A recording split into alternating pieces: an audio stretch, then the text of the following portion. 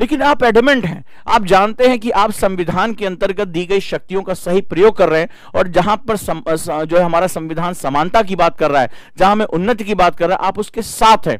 अगर आप इसके साथ हैं तो निश्चित रूप से आप प्रगतिशीलता के साथ आगे बढ़ते चले जाएंगे।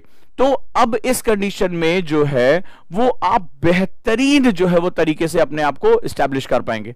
ये एक बड़ा इंपॉर्टेंट मॉडल होता है। बदलाव के एजेंट के रूप में आपको सबसे पहले खुद पर विश्वास करना सीखना पड़ेगा, अपने इस सोच पर विश्वास करना सीखना पड़ेगा कि जिस बदलाव के लिए आप प्रेरित हैं, जिस बदलाव की तरफ आगे जा रहे हैं, उसके लिए आपका कंसेंट यानी आपकी जो अंतरात्मा उसको आपको अलाउ करती है।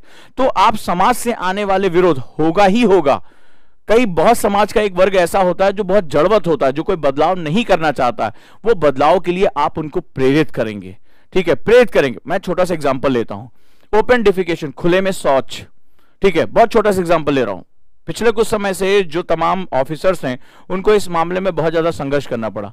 आपको पता है खुले में शौच एक बहुत ही गलत प्रैक्टिस है।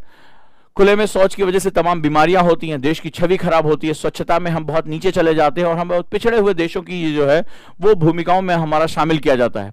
अब आप कहीं पर डीएम हैं, ठीक है, कहीं पर आप अधिकारी हैं, और आपको सरकार कह रही कि नहीं स्वच्छ भारत हमें लगना है, हमें देश को स्वच्छ बनाना है। हमारी आज बहुत सी बीमारियां मात्र दूषित पानी पीने और गंदगी की वजह से हो रही हैं। अगर हम इस पे काबू कर लें तो हमारे बहुत से गरीब लोगों की जो है वो आय में जो है वो बचत हो सकेगी, साथ ही साथ जो है वो हम बहुत सी बीमारियों से लोगों को बचा पाएंगे। अब आपको पता है, लेकिन कई लोग ऐसे नहीं, आप तर्क देना शुरू करते हैं। शास्त्रों में लिखा है कि तीर छोड़ो, जहां जाकर तीर गिरता वहीं शौच करो फिर चले आओ। बस आप उनको कहां समझाना मुश्किल है।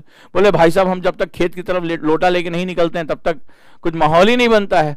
तो अब आप क्या होगा, उनके अपने तर्क हैं आपको, लेकिन आपको उनको समझाना है, आपको उनको जो है वो ये बताना है कि ये गलत प्रैक्टिस है। आपको सरकार के द्वारा दिए गए लक्ष्यों को पूरा करने के लिए उनके साथ संघर्ष की भी नौबत आती है, ठीक है, संघर्ष की भी नौबत आती है। वो कहेंगे अब मतलब सुबह शाम के जो है वो शौच में भी अब सरकार जो है दखल अंदाजी देगी। तो आपको ये देखना पड़ेगा कि बदलाव का जो महत्वपूर्ण सेगमेंट है, बड़े ध्यान से मेरी बात को समझिएगा, तैयार रहिए, अभी से मानसिकता के साथ तैयार है। मैं पहले दिन से आपसे कहा कि आप आईएएस बनने के लिए पढ़ाई नहीं कर रहे हैं, आप आईएएस हैं ये सोचकर पढ़ाई करना शुरू करिए।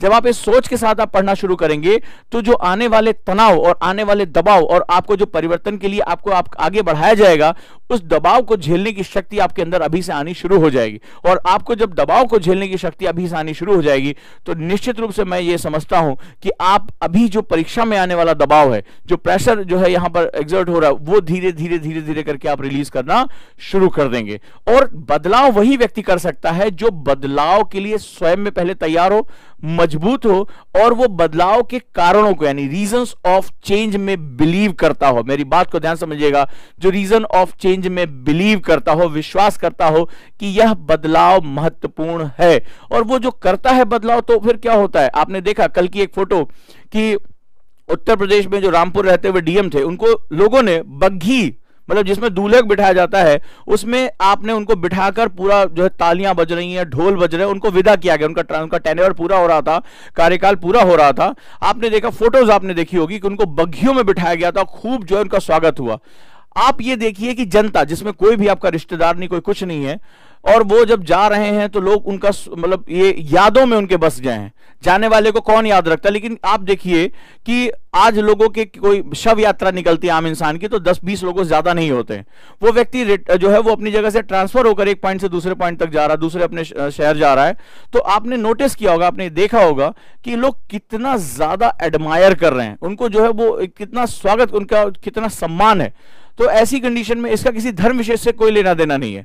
लेकिन यहां मुद्दा यह है कि आप उनके हीरो बन सकते हैं, आप उनके दिलों में बस सकते हैं। सवाल यह है कि क्या आप बदलाव की हिम्मत रखते हैं कि नहीं रखते हैं।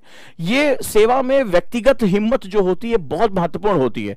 आप किस तरह से चीजों को देखते हैं, बदलाव करने की इच्छा शक्ति आपकी क्या है, आपका कंसेंट आपको कितना अलाउ करता है।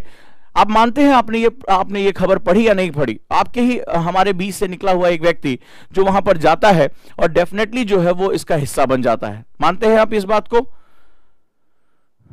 जी हाँ, ये याद है अच्छी तरह से, जब रमेश घोलप साहब जो हैं वो आईएएस ऑफिसर, तो जब वो कमिश्नर थे वहां पे, जब म्युनिसिपल और कई गरीब लोगों को उन्होंने माफियाओं से जमीनें छुड़ा के जो उनको घर दिलाए, और जब नेताओं के दबाव उनका ट्रांसफर होने लगा तो लोग सड़कों पर बिछ गया, ह्यूमन चेन बना ली, बोले नहीं जाने देंगे, जब तक वो ट्रांसफर कैंसिल नहीं होगा आपको नहीं जाने देंगे।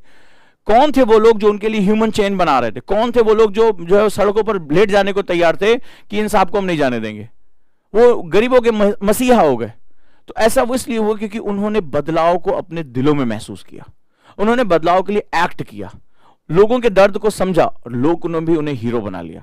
तो क्या नहीं लगता कि आपके दिमाग में ये छवि होनी चाहिए कि कल लोग आपकी फोटो अपनी डीपी पे लगाएं, आपका जय जयकार करें, जहां आप जाएं लोग वर्षों तक याद रखें एक साहब एक डीएम आए थे, यही हमारे बच्चे जो पारुल, आदित्य, ज्योति, अक्षरा, प्रमोद, स्वेच्छा, साह, ये सभी हमारे बच्चे कल लोग इनको याद रखें। शाह साहब आए थे, अक्षरा मैडम आई थी, क्या जबरदस्त डीएम थी, क्या जबरदस्त कमिश्नर थी, मतलब इन्होंने बदलाव करके रख दिया, एक सिस्टम को लागू किया जहां पर आज हमें 2 वक्त का खाना मिल जाता है, हमारे सर पे छत अगर आई है तो ये मैडम या सर की वजह से आई है। आप इस चीज को महसूस करो, ये आपको रोमांचित करना चाहिए। बदलाव ये हमें इतिहास क्यों पढ़ाया जाता है?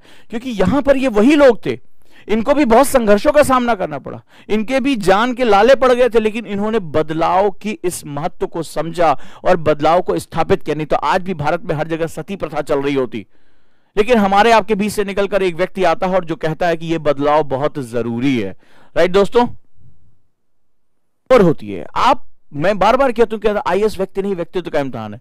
व्यक्ति के रूप में वो उनकी हाइट इतनी है, एक पैर से वो लंगड़ा के चल रहे हैं, कोई दिक्कत नहीं है, लेकिन बाप रे बाप कौन आया? डीसी साहब आ गए, पहले सिक्योरिटी गार्ड्स पहुंच रहे हैं, ठीक है, सारा माहौल पंडाल जहां पर है, बिल्कुल जहां सेंट्रल पॉइंट है, तुरंत 2 गार्ड खड़े हुए हैं, सर सर सर सर, छोटे अधिकारी तो फिर आगे पीछे भाग रहे हैं।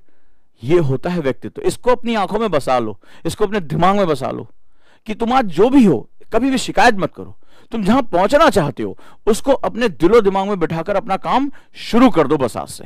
ये सबसे महत्वपूर्ण है। सबसे पहले आप लोगों ने इस चिड़िया का नाम तो सुना होगा, आंसर राइटिंग। आंसर राइटिंग, मैं हमेशा कहता हूं आंसर राइटिंग से आंसर अभी हटा दो, सिर्फ राइटिंग शुरू करो। ये राइटिंग आप स्टार्ट करिए, 2 पेज आप यहां शुरू करिए और मोटर एक्टिविटी को एक्टिवेट करिए। आपका जो दिमाग क्या सोचता है और आपका हाथ किस तरह से बिहेव करता है, ये दोनों जो है मोटर एक्टिविटी में इन्वॉल्व हो जानी चाहिए, नंबर 1। साथ ही साथ इनको डेली 1 आवर न्यूज़पेपर